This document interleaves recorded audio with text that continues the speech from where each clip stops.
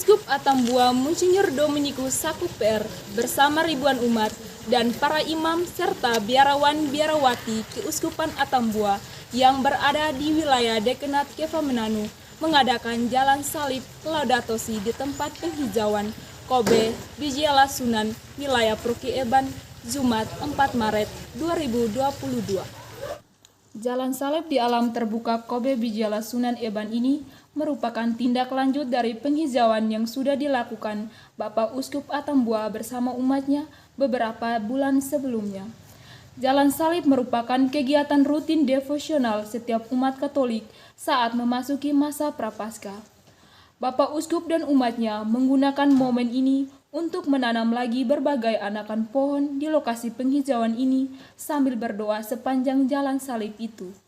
Para petugas menempatkan stasi jalan salib sesuai jalan penghijauan yang akan dilalui. Setiap stasi dilalui dengan doa bersama dan menanam anakan pohon oleh umat. Jalan salib mengikuti rute yang sudah disiapkan, jaraknya kurang lebih 1 kilometer lebih. Setiap stasi dilalui dengan doa jalan salib Laudato Si dan diikuti dengan penanaman pohon seusai doa di setiap stasi. Pemimpin jalan salib adalah Frater To Paroki Eban. Rute jalan salib itu cukup menantang karena jalurnya mendaki dan juga terdapat berbagai longsoran. Peserta diarahkan untuk berdoa sekaligus menanam pohon agar bisa merawat bumi sebagai rumah kita bersama. Pada saat berada di stasi ke-12, peserta berdoa sambil berlutut di ketinggian Bukit Bijela Sunan. Seusai berdoa, peserta diberi kesempatan untuk menanam pohon secara masif di berbagai hamparan tanah yang ada, termasuk lokasi tertentu yang mulai longsor. Orang muda, orang tua, dan anak-anak terlibat aktif dalam kegiatan ini. Jalan salib terus dilaksanakan hingga stasi ke-14.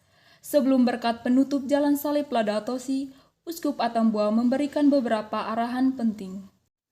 Pada kesempatan ini, Uskup Atambua Monsinyur Dominikus Sakuper mengatakan bahwa paroki-paroki yang ada selain yang berada di sekitar lereng Gunung Mutis, silakan mengadakan pelestarian lingkungan, terutama di lokasi sumber mata air di paroki masing-masing.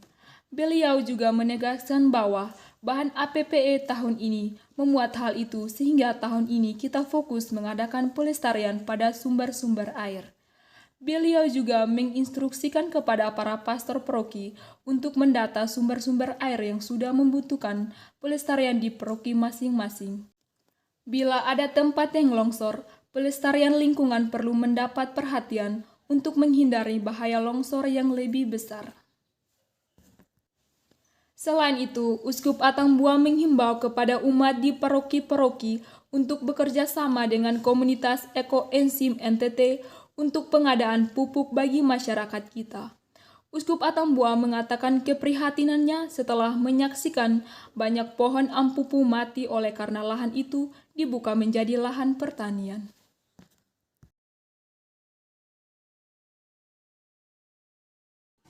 Saya gambarkan bahwa kegiatan kita mulai tahun ini setiap tahun akan kita lanjutkan terus-menerus. Yang pertama, Paroki Eban tolong melanjutkan yang bagian timur sana di bagian itu dengan yang bagian ini. Paroki PKK, Romo Gam dan Romo Sistus dengan umatnya, kamu punya untuk tahun ini bagian ini sebelah sana. Hari kita turun dari sana itu ada banyak longsoran di sana. Kita benahi dulu yang bagian longsoran. Nah, tahun ini kita punya APP, kita ada di sini. Karena ini kegiatan kita sudah dilaporkan sampai ke Vatikan. Waktu kita selesai di sini, langsung dilaporkan melalui kegiatan di koordinasi sekretariat yang menangani panitia Laudato Si di KWI.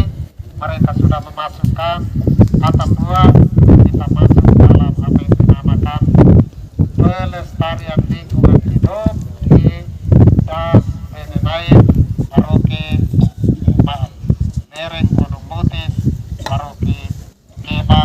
dan paroki Naikake. Paroki-paroki yang lain bersama dengan kongregasi-kongregasi yang ada, silakan melakukan pelestarian di sumber-sumber air di paroki masing-masing. Tahun ini di dalam perencanaan di KUB atau lingkungan itu ada di sana bersama dengan paroki-paroki. Silakan berkoordinasi supaya tahun ini kita fokus pada sumber-sumber air. Nanti bapak-bapak pastor paroki mendata bersama dengan pemerintah setempat sumber-sumber air yang membutuhkan pelestarian. Kalau ada juga bagian-bagian yang longsor seperti ini, dilakukan supaya kita menjaga wilayah kita dari bahaya longsor yang lebih besar.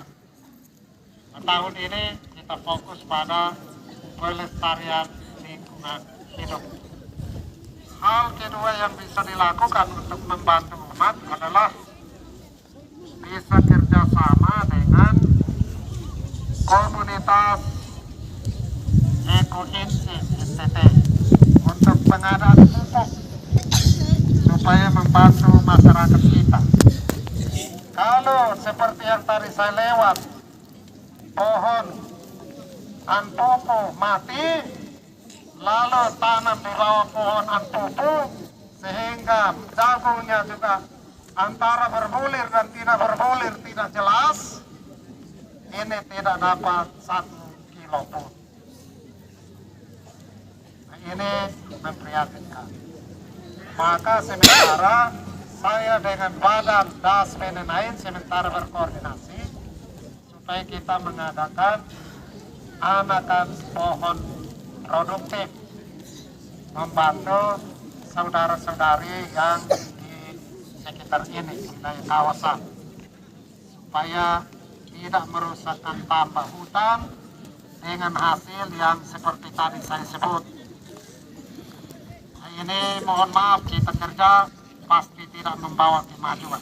Harus ada terobosan. Uskup Atambua mengucapkan terima kasih kepada semua umat dan komponen masyarakat dari unsur pemerintahan Kabupaten TTU dan pihak gereja yang terlibat dalam kegiatan penghijauan. Kegiatan ini ditutup dengan berkat penutup Jalan Salib Ladatosi yang dipimpin oleh Uskup Atambua di lokasi Pijela Sunan Eban.